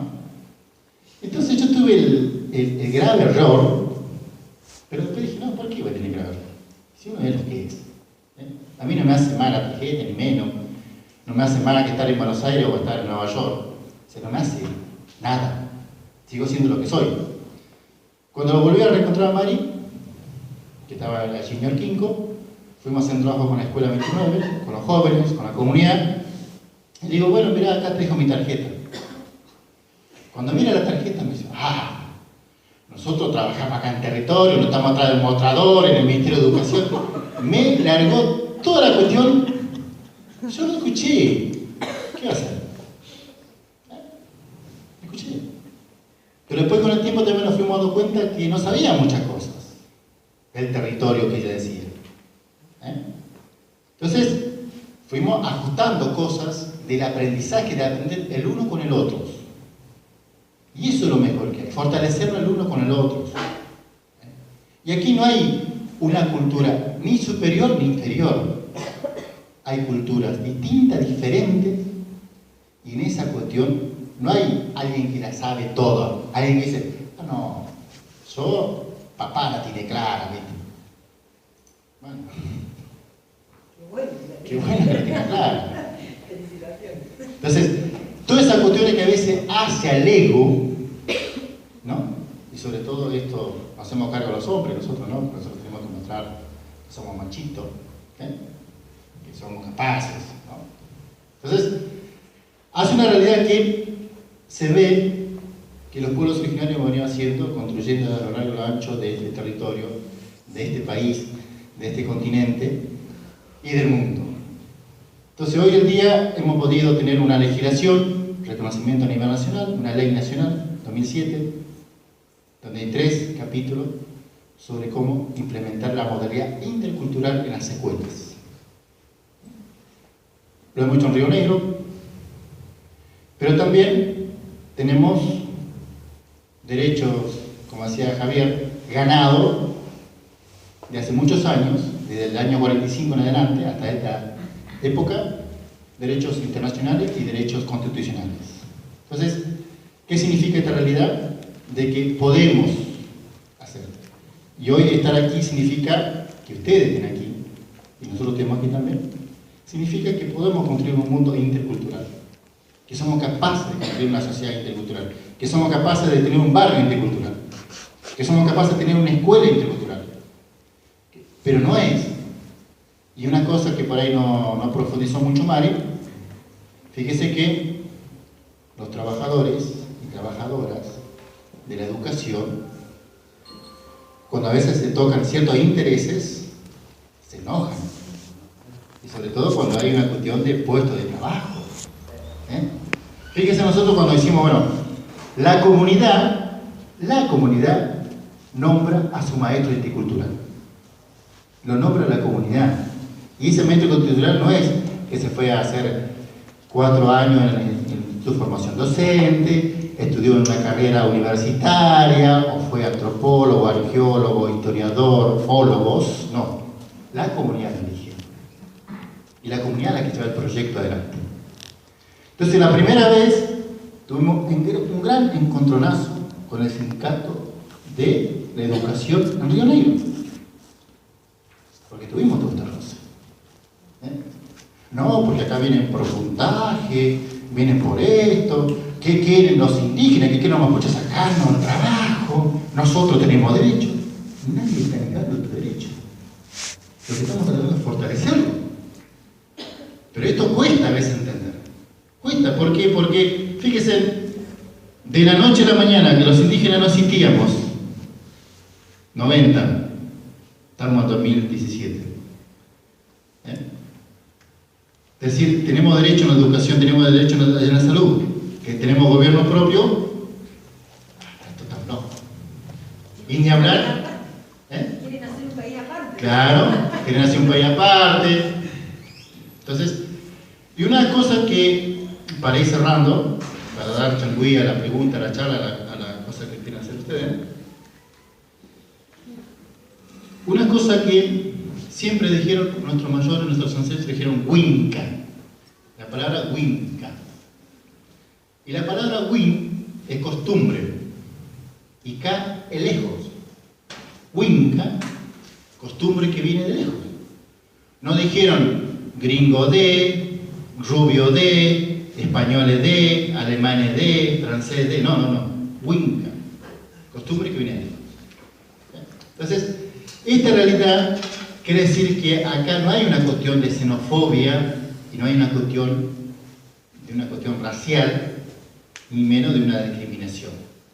Entonces a nosotros nos costó muchísimo salir del seno de nuestra comunidad allí para poder implementar esta palabra interculturalidad en la plurinacionalidad.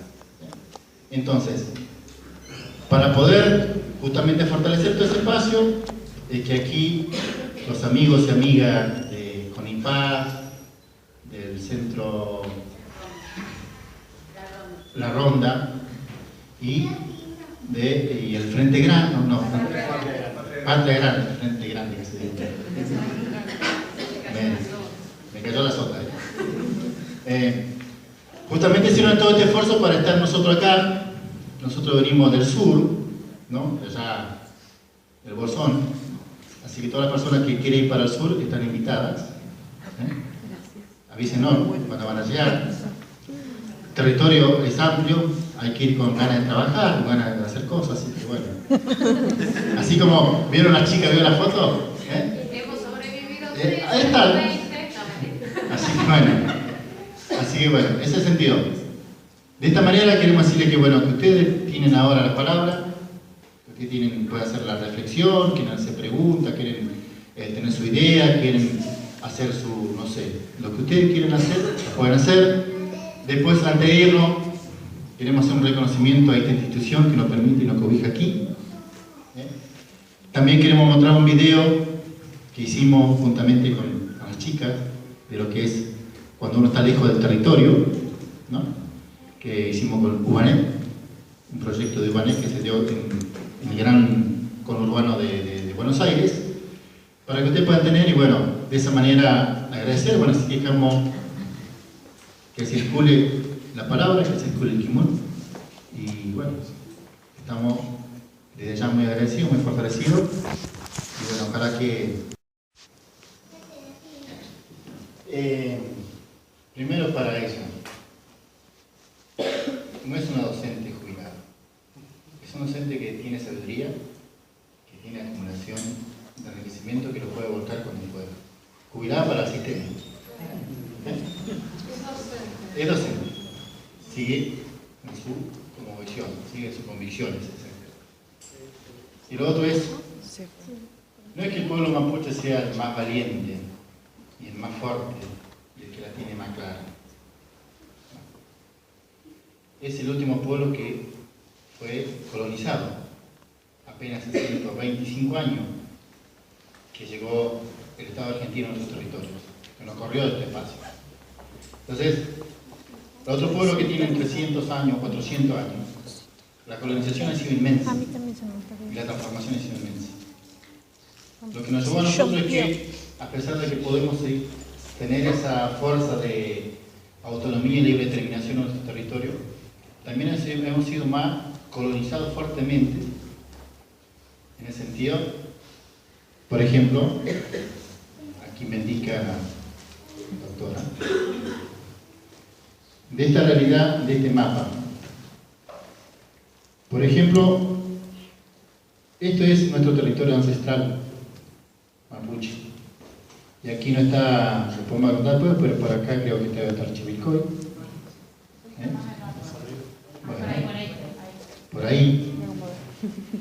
Fíjense que ese territorio ancestral a nosotros nos hace ver de que no es que queremos correr la gente que están viviendo acá, sino que queremos una convivencia en la interculturalidad.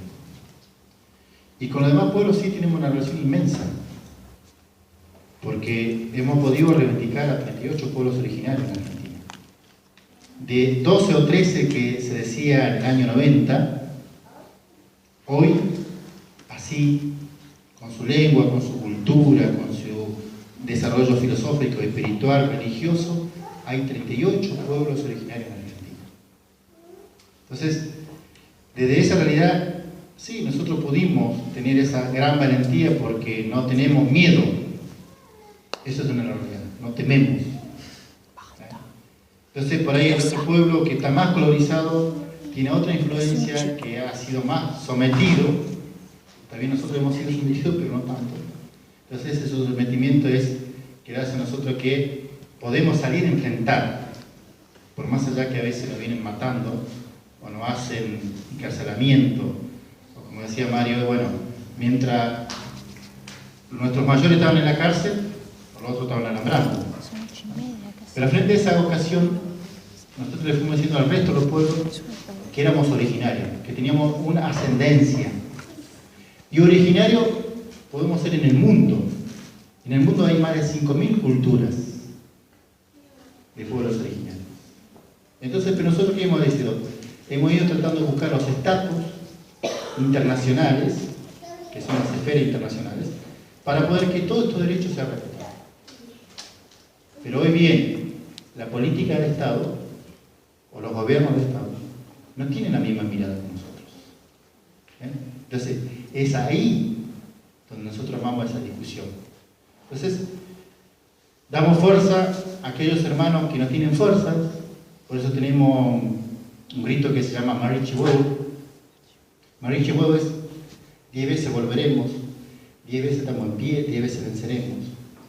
Y ese Marichihuevo fue usado por un político en Argentina, por el general Perón.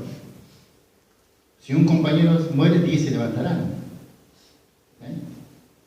Fíjese, por ejemplo, la palabra que dijo Tupac Katay, el papá de Tupac Amaru, dijo, volveremos y seremos millones. Lo usó Evita, volveré y seré millones. Esto que usaba Cristina Fernández de Kirchner en su presidencia, de todos y todas, es el Mari Mari que usamos nosotros. Nosotros primero saludamos Mari Mari Lamien, Mari Mari Peñi, saludamos a toda la Lamien y a todos los Peñi. Entonces, quiere decir que ahora esos políticos de Estado deben reconocer el derecho fundamental que tenemos los pueblos originarios. ¿Y cuál es el derecho fundamental? Es el territorio, no la tierra, no es el suelo, el territorio que está arriba, lo que yo puedo mirar hacia arriba, hasta donde me dé la vista, y lo que yo tengo más abajo, hasta donde no alcanza la visibilidad. Eso es el territorio para nosotros. Si eso es atacado, si eso es esa base de orden, por supuesto, dejamos ser mapuche nosotros. Nosotros no podemos ser mapuche en una ciudad. Somos cheyenne, somos personas nada más. Mapuche somos nuestro territorio y somos mapunche. ¿Por qué? Porque tenemos el ejercicio del derecho a posesión, donde tenemos nuestra gobernanza.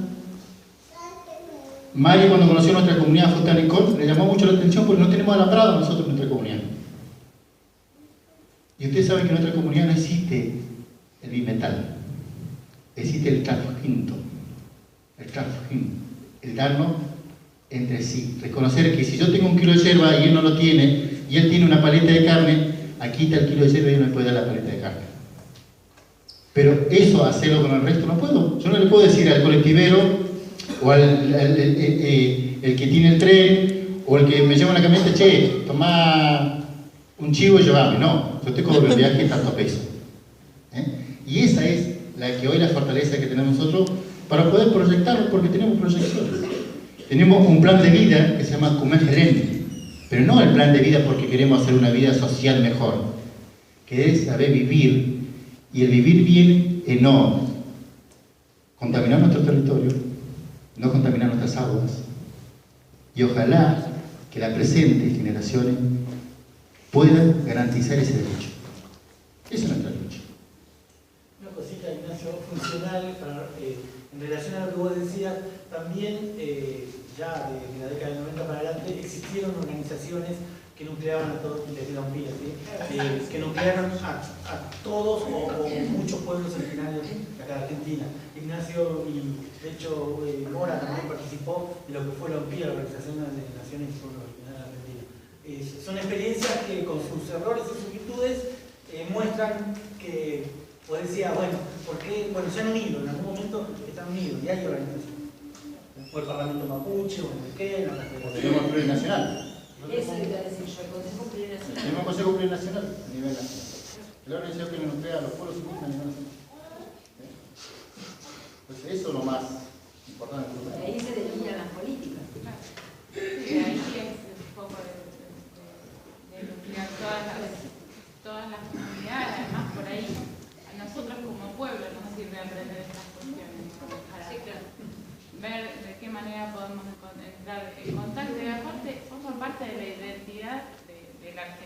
más allá de realmente si somos hijos de italiano, español, no importa, digamos, nosotros ya somos argentinos, forma parte de la identidad nuestra como país. No podemos desconocer esa situación. Eso es lo que yo quiero tratarle. Bueno, nosotros les pedimos disculpas. Bueno, antes que se vayan, no pedimos porque vamos a sacar las fotos. Así le seguimos a la página.